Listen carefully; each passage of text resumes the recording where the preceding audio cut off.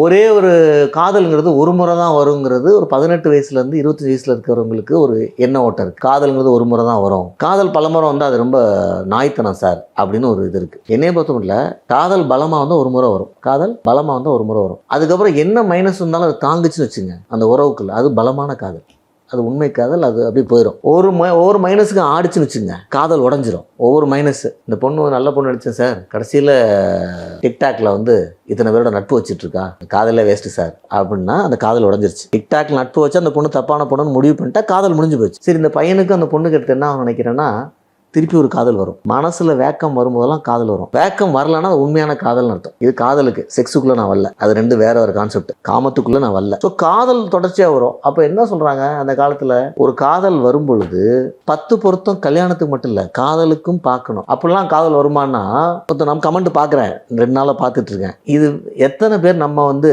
ஒரு பர்டிகுலர் இதுங்கிறதுனால இல்லை இந்த சரியா வராதுன்னு எத்தனை காதலை ட்ராப் பண்ணியிருக்காங்க, அவங்களுக்குலாம் தெரியாது வரலாறு.